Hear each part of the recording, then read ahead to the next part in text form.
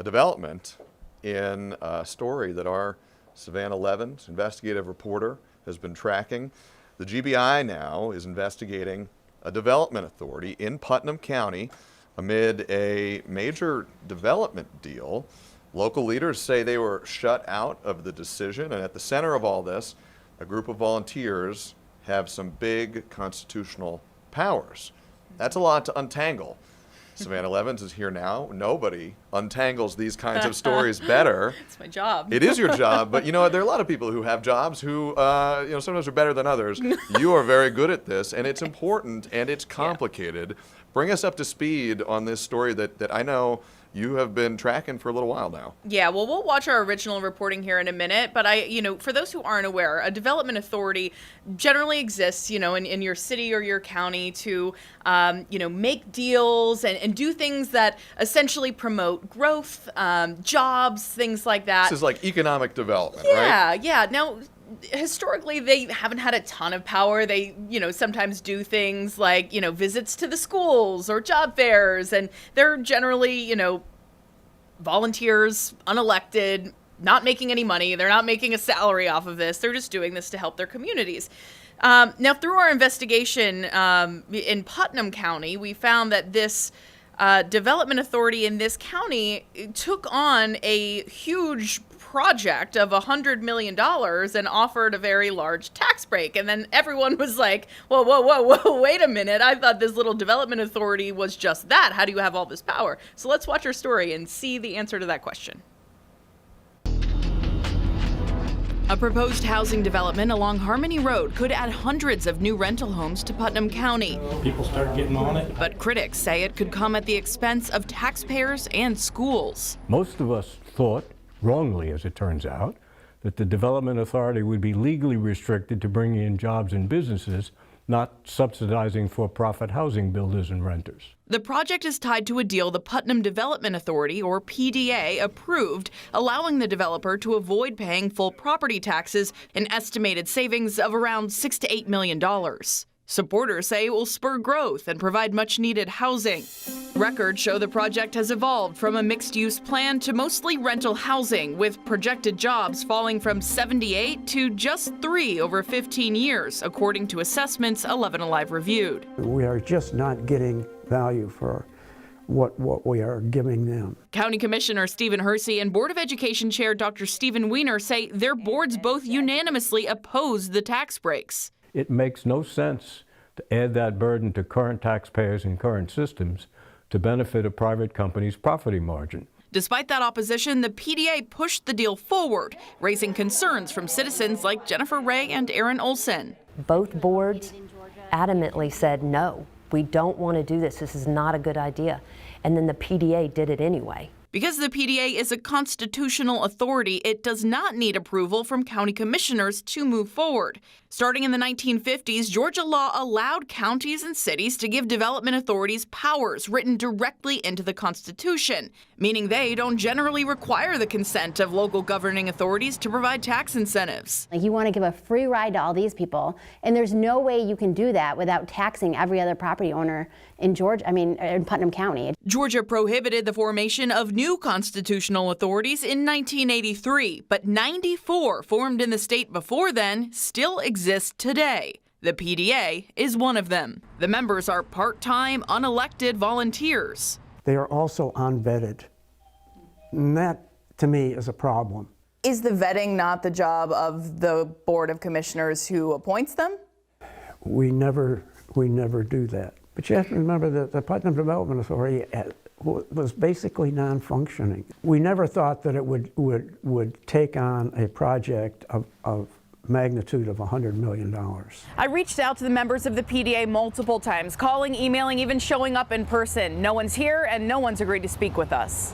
An attorney for PDA Chairman Walt Rocker III declined to be interviewed, but called the accusations of overreach politically motivated and meritless. Olson and Ray have both, in fact, expressed their intent to run for county commission seats in May. Am I politically motivated to come in and find out what's going on in Putnam County? Absolutely. I want to know where our money's going. The debate has grown far beyond Harmony Road, with county leaders and citizens now calling for Georgia lawmakers to step in. These PDAs are out of control. They are. They definitely need some major bumpers. So, Savannah, I teed you up and I said, this is a complicated story to untangle, and you have done a great job of untangling it.